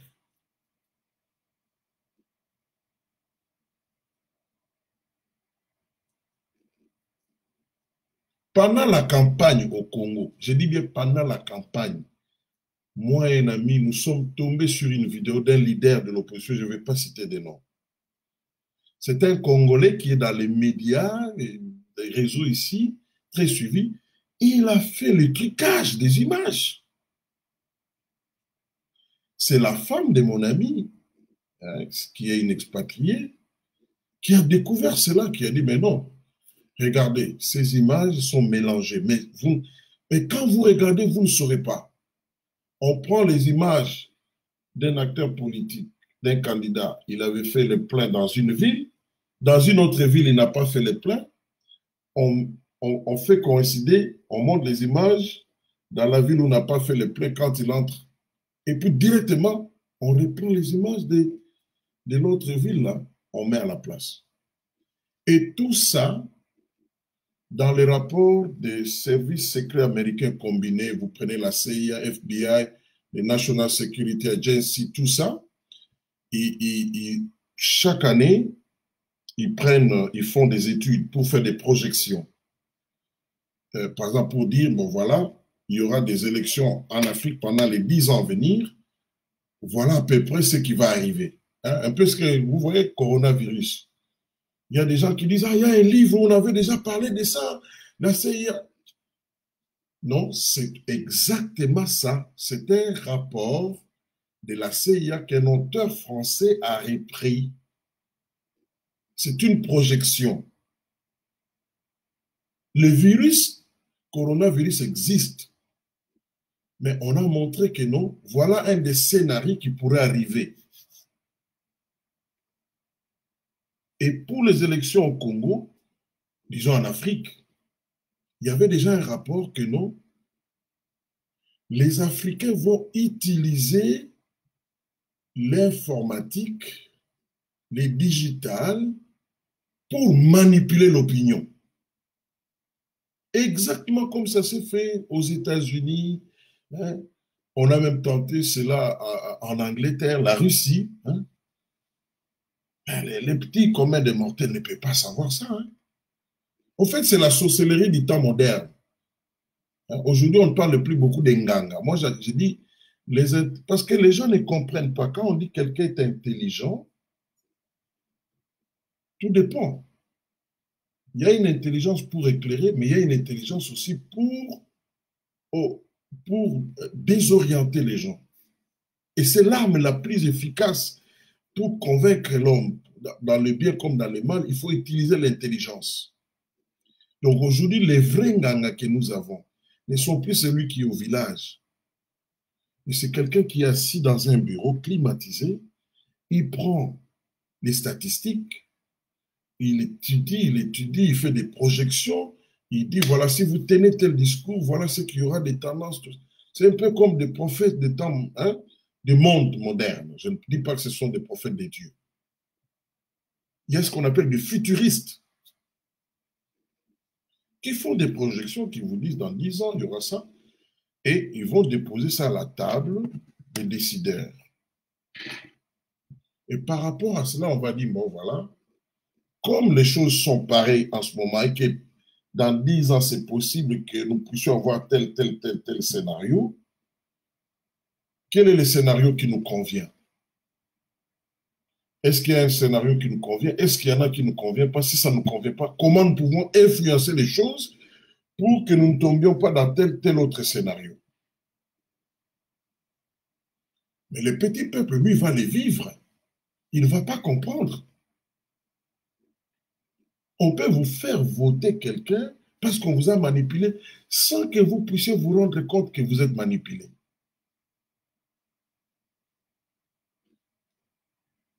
L'homme est étudié comme une cobaye, sa façon de raisonner, tout ça. Les gens qui font les marketing, les techniques de marketing, c'est ce qu'ils utilisent. Ils ont compris la psychologie de l'homme, tout ça. Ils ont compris qu'il y a une femme, par exemple, très sensible aux images, à ceci. Et vous allez dans le shop, vous voyez les femmes acheter des histoires comme des folles. Je m'excuse les termes, mais c'est bien étudié, les feelings d'une femme. L'homme est un peu résistant, tout ça. On étudie l'homme, la femme, les jeunes, les enfants. Pour vendre, en fait, on investit beaucoup d'argent. On étudie le comportement des clients et enfin, pouf, on lui fait acheter des histoires dont il n'avait pas réellement besoin.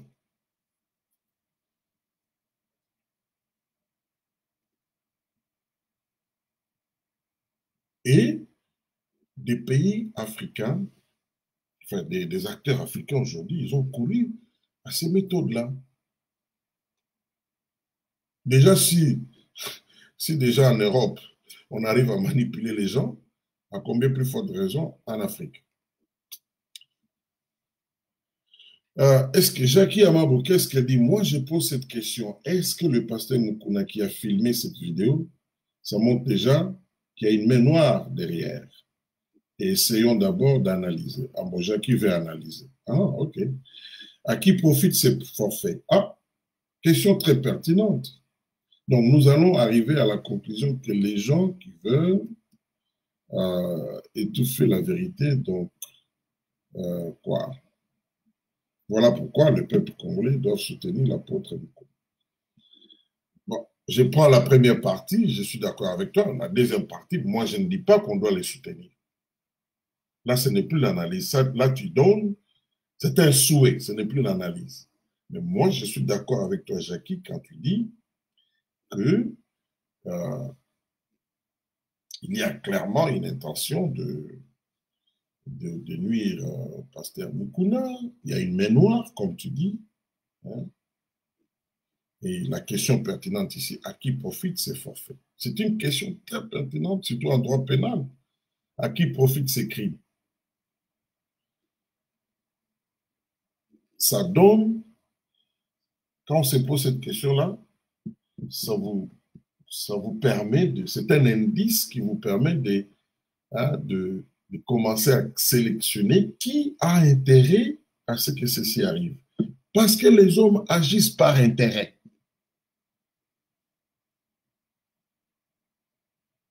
Qui bénéficie? Mais ceci étant dit, n'oublions pas, on doit pas, moi je dis, on ne doit pas s'apitoyer sur le pasteur. Je dis, il doit savoir qu'il est entré dans un terrain où quand tu donnes un coup, on donne un autre aussi. Kabila n'est pas un enfant de cœur. Hein. Kabila, pour qu'il arrive au pouvoir, il a vu des millions de morts. Je dis bien des millions de morts. Ce n'est pas un enfant de cœur. Pour même accepter la tenue d'élection, il a résisté, le sang a coulé. C'est pour cela que j'ai dit, les pasteurs Mukuna, à moins que ce soit que Dieu lui a parlé. Sinon, il a... Et puis Kabila, en général, il ne parle pas. Lui ne fait qu'agir. Et la dernière communication de Mukuna, je puis voir qu'il a senti le poids de ce qu'il était en train de faire. On a vu un homme qui a maigri, On a senti un homme tendu. Donc, il comprend à qui il a affaire.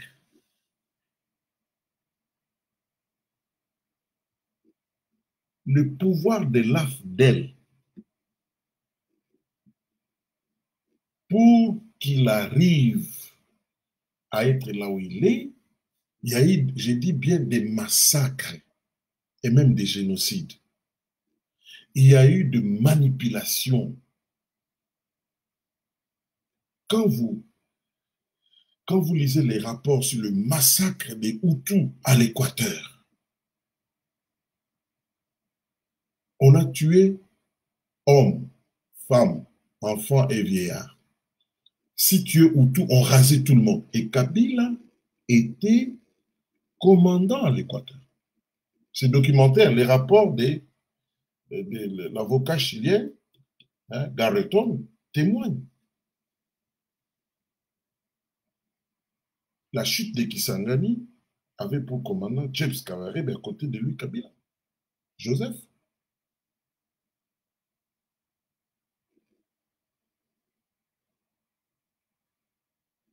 Mais n'est-ce pas qu'on a tiré en pleine journée les militants de l'IDPS à l'aéroport, là, à bout portant?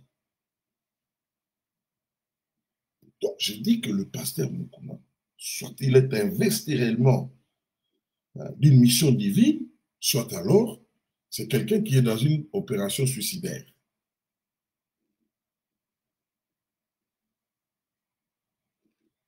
Donc, quelqu'un qui a vu tout ça, des morts comme ça, en peu de temps, il n'aura pas peur d'éliminer un seul individu. C'était un pouvoir de terreur. Alors, je prends quelqu'un d'autre. Antonoch Salem dit Anglo-Congo, why Mova is trying to scare Goya by saying that she will be responsible for the banning of the country. I don't know why. It's just an intimidation. He's trying to stop that lady to not take Mr. the Speaker of the Senate, what is his name again? Alex Tamamba, to the court. That's all. C'est un pouvoir d'intimidation, tout ça. Donc, mon frère demandait pourquoi on va être en train d'essayer de faire peur à la dame en lui disant si elle sera responsable de l'incendie dans le pays. Je dis, je sais pas, mais c'est clair que c'est une intimidation pour empêcher que la dame n'amène le monsieur à la justice. Apparemment, la plainte a été déposée.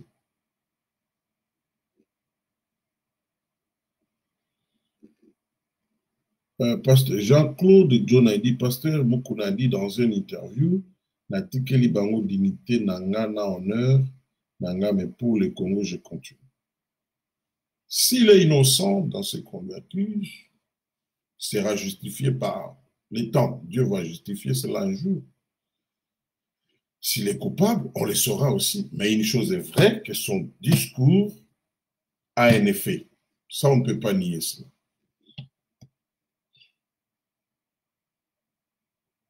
Et puis, n'oublions pas, moi, je considère que c'est la désintégration quelque part de l'IFCC. Mukuna, il n'y a pas longtemps, il était de l'autre côté. La dame dont on est en train de parler, Bijou Goya, c'est quelqu'un qui est dans l'IFCC. Les gens ne font pas attention. Il y a comme une rébellion, un début de rébellion dans l'IFCC. Il y a des moutons qui n'obéissent plus au maître.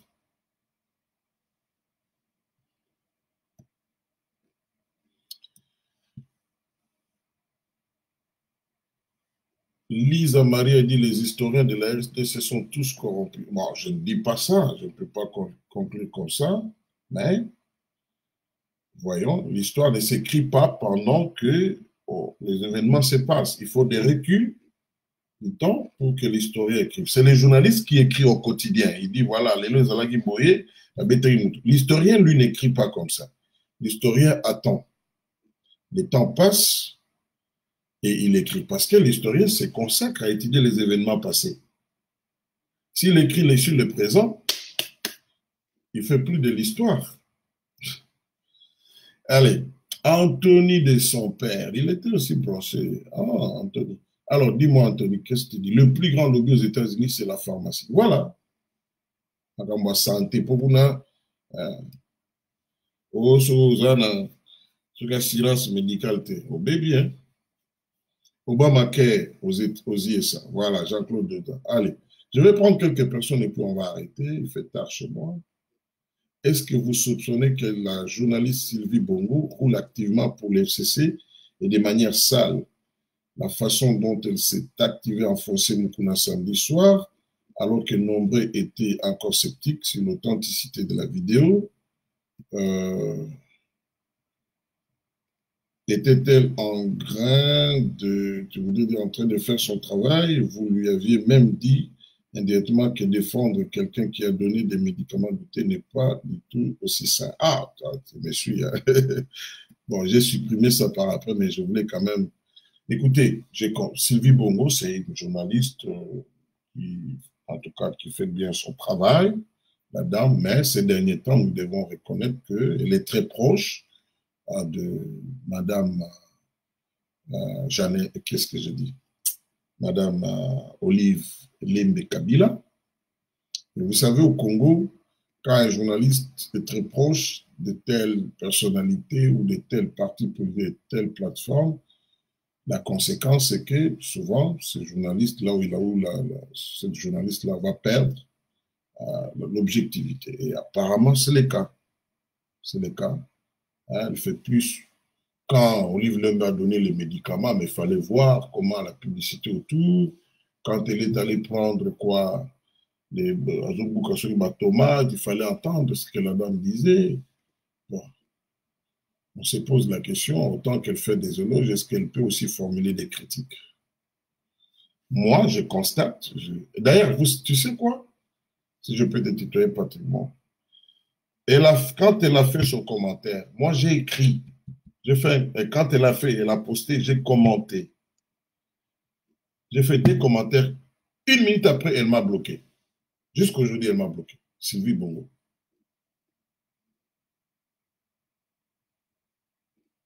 Elle m'a bloqué. Je lui ai dit, mais ton silence sur les faux médicaments, les médicaments aux origines douteuses. Et puis, il y a un autre commentaire que j'avais fait. Pouf, elle m'a bloqué très vite. Ah, j'ai aussi dit, hein, son silence sur les traitements qui réservaient à Madame Bijou Goya. Elle m'a bloqué carrément. Bon, on comprend. Hein. Elle aurait pu me répondre. Excusez-moi, elle aurait pu me répondre. Voilà. Donc, Lisa Maria dit Sylvie Bongo, elle est communicatrice de la fondation Olive Kabila. Bon, je ne sais pas, mais en tout cas, apparemment, c'est elle maintenant qui fait plus la communication de Madame Olive. Bon, vous savez, ces gens-là, quand tu es de leur côté, là, ils n'aiment pas un son, un autre son de cloche.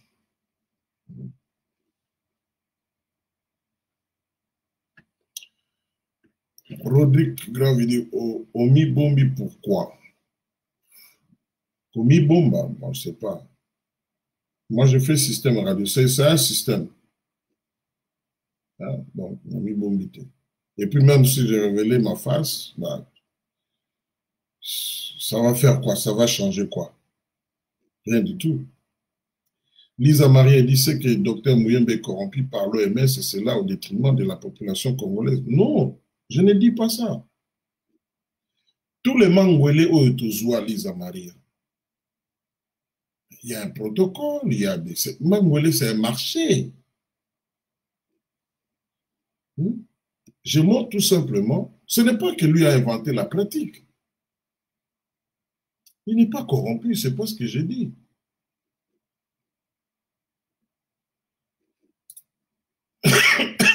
Excusez-moi. La commission, quand on fait les marchés, ce n'est pas quelque chose d'illégal. si c'est fait dans les normes.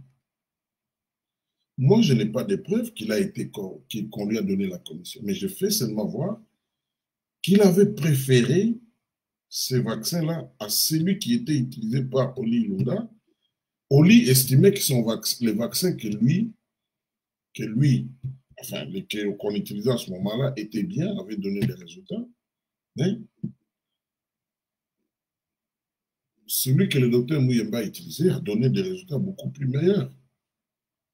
Mais je montre que dans ce genre de choses, il y a toujours quelque chose. C'est ça business.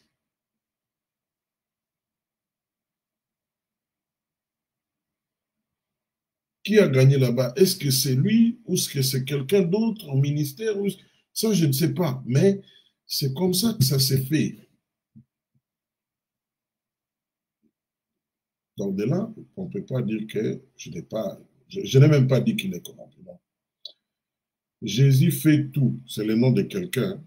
JNFB, il dit c'est situé, DFCC peut-être avec Mukuna a tué qui pendant...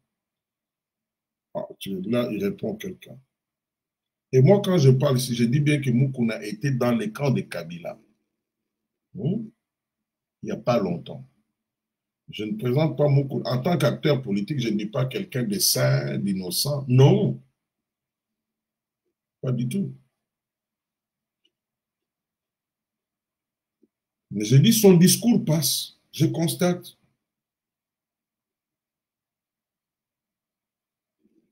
Puis Tchoukabou dit, je ne pense pas seulement, il y a des choses qu'on doit bien clarifier et étoffer dans son discours. Oui, peut-être, mais il faut prendre d'abord ce discours tel qu'il est.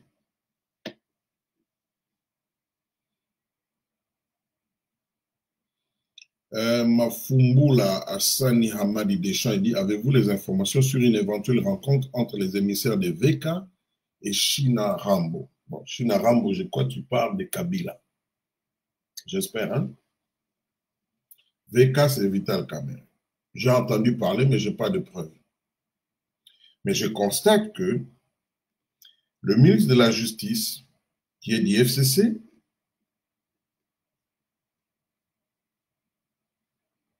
joint sa voix à certains ministres de l'UNC pour demander le désengorgement de la prison centrale de Makala et que Vital Kamerhe devrait bénéficier de cela. Donc, qu'on lui accorde la liberté provisoire. Parce que l'on craint qu'il y ait coronavirus là-bas, COVID-19. C'est quand même un fait étonnant, ce rapprochement. Mais en même temps, je dis, on va pas libérer on n'a pas libéré tous les prisonniers partout où il y a eu des coronavirus. On doit évaluer. Est-ce qu'il y a risque? Et c'est jusqu'à quel point? Parce que si déjà, par exemple, à supposer que COVID-19 est déjà dans la prison centrale de Makala, vous sortez ces gens-là, ils vont dans leur famille. Donc, vous contribuez à la propagation de ces virus. Parce que la prison de Makala peut être considérée comme un lieu de confinement aussi.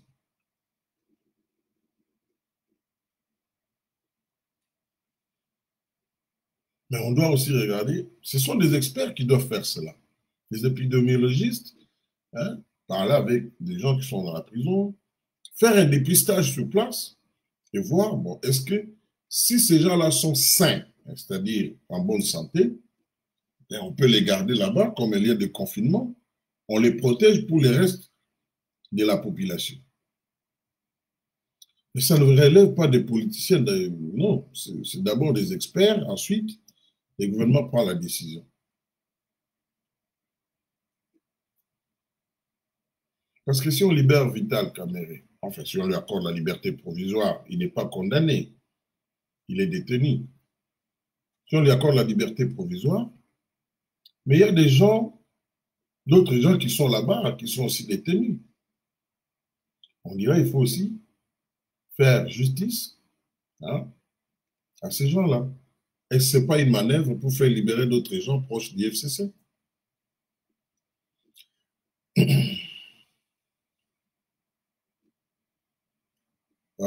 Philippe de Cosson dit au monani ke oza mutu ya sika awa zonga epa bokechu ou baliangando. Philippe ozo sora sona naniko. Ah, Pote Baoli Boufunda, mon frère, bonjour. Marcel Pagnol dit, il parle de lobbying, ce n'est pas de la corruption. Oui, il parle de lobbying.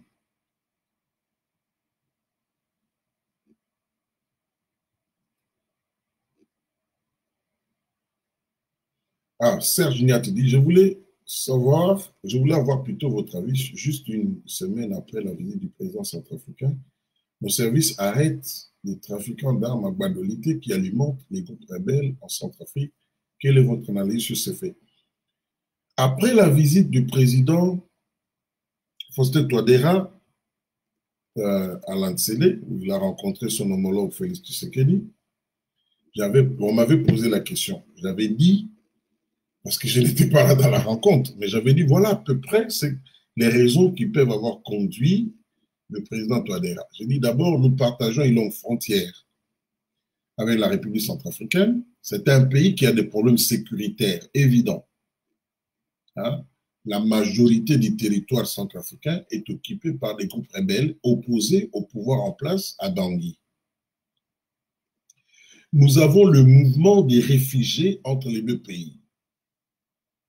Et nous savons que parmi ces réfugiés, il y a des militaires, il y a des milices, des miliciens. Donc j'avais dit, il est fort possible, en tout cas la question sécuritaire ne pouvait pas manquer. Et d'ailleurs, à l'occasion, hein, quand il y a de telles rencontres, on parle de la coopération, après on dit, bon, on parle de la sécurité entre les deux pays. Parce que la crainte, c'est quoi? C'est que chacun craint que son pays soit utilisé comme base arrière, hein, par un mouvement rebelle qui lui est opposé.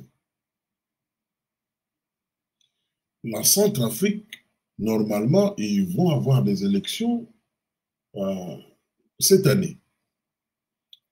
Mais en suivant l'actualité en Centrafrique, apparemment, la centrale électorale n'est pas prête. C'est-à-dire d'abord, pas seulement la centrale, mais les conditions sécuritaires ne permettent pas que l'on tienne les élections sur toute l'étendue du territoire centrafricain. Les présidents centrafricains, on lui prête des intentions de vouloir prolonger, c'est-à-dire rester à la tête du pays au-delà de son mandat, excusez-moi. Et les acteurs politiques centrafricains sont passés dans les médias internationaux. À titre d'exemple, l'ancien président François Bozizé, qui a parlé, il a dit que non, voilà, ça serait un passage en force, tout ça. Lui, il appelle à un dialogue. Donc, il y a une concertation pour qu'on étudie comment on va aborder cette question parce qu'apparemment, il n'y aura pas élection. Or, vous savez, quand, disons que le président Touadéra est dans une situation très délicate, si il dépasse le mandat et qu'il n'y a pas élection, les autres groupes rebelles peuvent se dire, bon, maintenant, il n'a plus le droit d'exercer le pouvoir parce qu'il n'a pas la légitimité. Ça peut donner l'occasion à un regard des combats, des hostilités, et ça va plonger davantage le pays dans l'insécurité. Or, si ça ne va pas en Centrafrique, donc il y aura des masses qui vont traverser au Congo-Kinshasa, à Badolité, à Mobaï-Mbongo. Ça devient un problème sécuritaire qui concerne la RDC. La RDC a le droit de savoir comment les choses se passent là-bas pour anticiper. Et, Dieu merci, un peu pour corroborer ce que nous avions dit, on voit qu'on a acheminé des munitions et des armes là-bas pour aller alimenter. Et on dit que c'est des choses qui se faisaient. Alors, qui est complice au Congo? On les saura, l'enquête continue.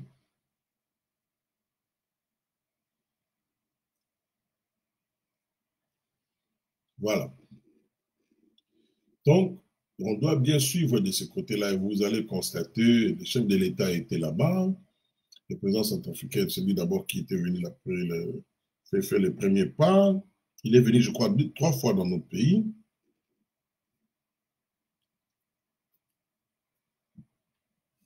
Donc, tout ça, c'est bien suivi. Mais laissons les temps au service des renseignements, les services de sécurité, de continuer le travail.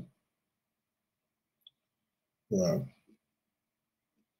Régime Timbang, maman Régime Timbang dit, elle travaille pour Olive, elle est avec, partout elle fait les reportages. Bon, elle est journaliste, elle peut faire les reportages, mais cela ne doit pas lui enlever son objectivité. Les reportages, vous faites les reportages, on vous paye, c'est un travail que vous faites. C'est ça, les journalistes vivent de ça. Mais elle doit garder sa liberté, son indépendance. Malheureusement, on constate que ce n'est pas vraiment le cas. Bon, à moins qu'elle puisse démentir. Hein.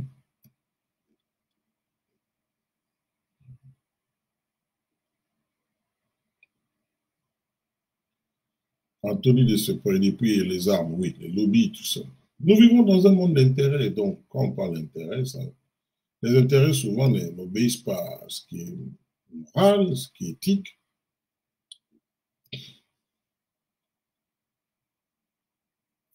Allez, bon, chers amis, je suis conscient qu'il y a des gens qui ont posé des questions ou bien qui ont fait des commentaires et que je n'ai pas réagi par rapport à cela.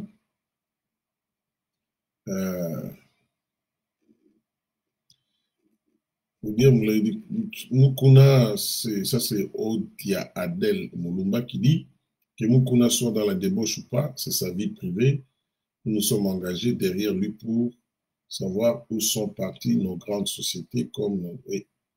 Non. À un moment donné, l'homme public, on ne sait plus faire la différence entre sa vie privée. Donc, Mukuna aussi, comme les Félix Tshisekedi, comme les Fayoulou, comme les Kabila, leur vie privée intéresse les gens. Quand vous faites de la politique, que vous le voulez ou pas, votre vie privée intéresse les gens.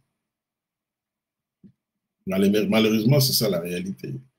Quand vous êtes pasteur, votre vie privée intéresse les gens. D'ailleurs, là-bas, c'est encore plus strict. Mais même si ça intéresse les gens, on doit distinguer. On juge l'homme dans quel domaine? Est-ce qu'ici, on parle de lui en tant que pasteur ou bien en tant qu'un Congolais qui se révolte contre la gestion de Kabila? Hey, bienvenue Mvula Mvularisation. J'aime bien ce nom ici. Bienvenue Mvula Mvularisation.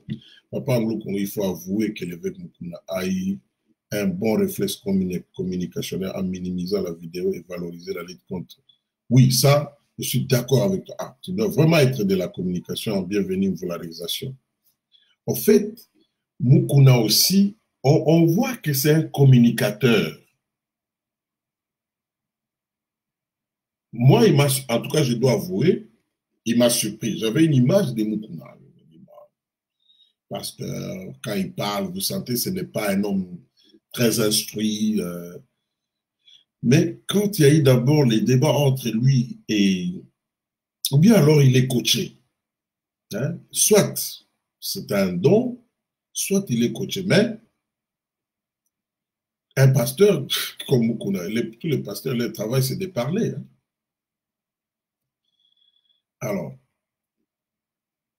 vous sentez que Mukuna, ce que vous dites en minimisant la vidéo, oui, il est parvenu à atténuer l'effet de cette vidéo-là par son discours, par son attitude. C'est vrai que ça a un effet, mais quand vous regardez la tendance, ce n'est pas la vidéo qui prend le dessus sur la communication, non, c'est plutôt le contraire. Et plus les jours vont passer, plus c'est comme s'il sait que bon, c'est comme un venin qui est en train d'agir. Ce qui va rester à la une, ça ne sera pas cette affaire-là de cette vidéo-là, ce sera plutôt Makambu ya Mboka. Parce que c'est beaucoup. Si on doit faire une échelle d'importance, c'est quand même beaucoup plus important. Bien que, moi, personnellement, je dis, il doit bien se conduire. Et surtout si réellement il a abusé de cette femme-là, si les témoignages, si les propos de cette femme-là sont vrais, Mukuna doit répondre devant la justice. J'encourage cette dame-là à aller à la justice, mais qu'elle ne le fasse pas sous la manipulation d'une force politique quelconque.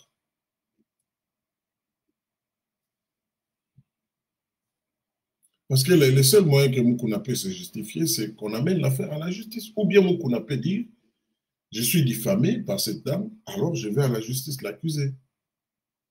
Ou bien c'est la dame qui l'amène en justice.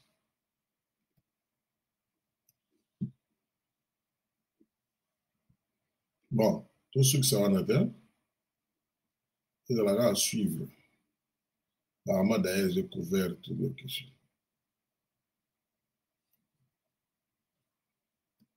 Merci beaucoup, Pasteur Franck Matel, qui dit merci de nous informer. Oui. The last person to be connected.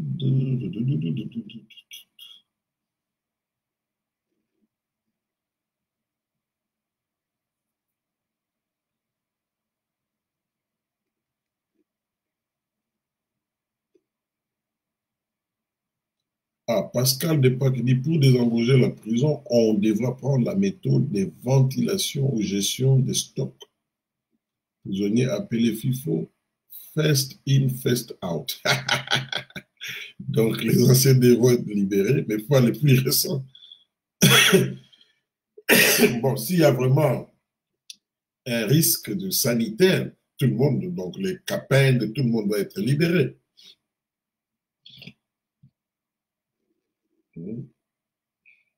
Mais ça doit être, on ne va pas libérer quand même des gens qui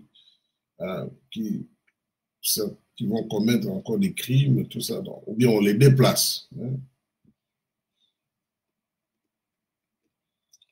Maman Blessing dit Mukuna a les dons de parler. Ah oui, c'est vrai, hein, c'est vrai. Il convainc. Il convainc quand il parle. Il convainc peut-être pas tout le monde, mais pour un monsieur qui était si proche avec Kabila, qui change de camp et pouf, bon. Mais c'est dans la suite qu'on saura, parce que le problème, c'est dans la durée. Parce que les choses vont changer, les gens vont s'habituer à lui, mais est-ce qu'il saura maintenir la place qu'il a dans l'audience? That's where there is a problem. C'est là on saura si c'est... Et puis un leader, c'est quelqu'un qui sait prendre des coups. C'est pas seulement celui qui donne des coups, tu en prends, après, bon, tu encaisses et puis tu sais donner, tu sais te relever pour donner aussi des coups, hein, pour rester toujours présent. Celui qui croit qu'il attaque Kabila et qu'on va le laisser, il est naïf. Même si tu dis la vérité sur lui, celui-là, il sera naïf. Donc, on n'attaque pas Kabila et on reste comme ça, non.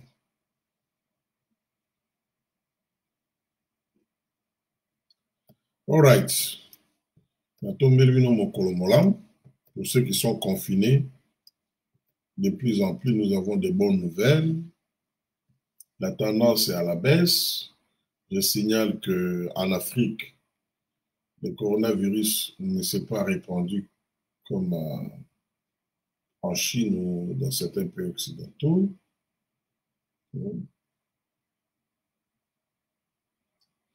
Maintenant, on admet, les gens commencent à admettre que bon, quand même, les climats jouent, tout ça, la population africaine, elle est jeune, donc voyons voir comment. Continuons à prier pour notre pays, je termine toujours par là, continuons à prier pour notre pays. Ce pays-là est follement riche. Et ça, vous savez, partout il y a des richesses, c'est là aussi les esprits viennent. Hein.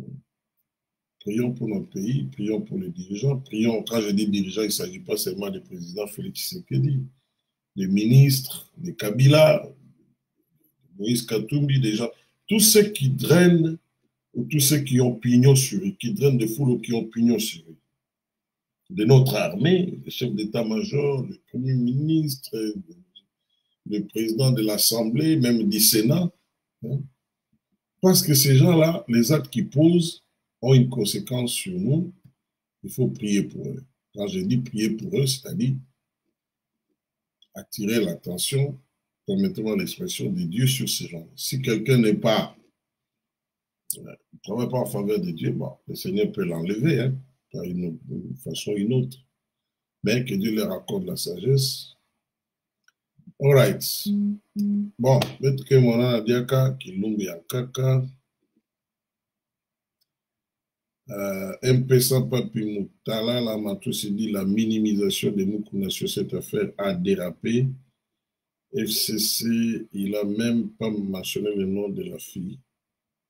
Il y a des ratés, bon, on saura. C'est quand il y aura procès, mais apparemment, même quand vous regardez la vidéo, vous vous posez la question, parce que le téléphone était où? C'est comme si quelqu'un d'autre, parce que c'est un peu stable l'image. C'est comme si c'est quelqu'un d'autre qui tenait l'image, plutôt le téléphone. S'il était placé dans les véhicules, ils sont en train de bouger, donc on devrait avoir une image qui bouge. Bon, ça, ce n'est qu'une petite analyse sur l'image. C'est comme si c'est quelqu'un d'autre qui tenait l'image. Alors, on se pose des questions. Beaucoup ne permettrait-il que quelqu'un le filme pendant que tout ça, c'est au niveau du procès là-bas qu'on fera appel à des experts et nous saurons si les images étaient manipulées ou pas. Allez. Nzambe apambola bino. Kali Songesa, je ne vais pas te laisser. Elle est parmi des gens qui... non, il est parmi des gens qui me suivent. Et c'est vrai que Mme Nicole Coco Tumba est pressentie pour remplacer VK. J'ai entendu parler, ça fait même des semaines, hein. On est en train de la citer parmi les gens, mais je ne crois pas. Je ne crois pas parce qu'il y a un autre nom, mais je ne vais pas citer pour ne pas déranger des contacts à gauche et à droite. Et surtout pour ne pas... pour protéger ma source. C'était une confidence, donc on laisse d'abord, on verra.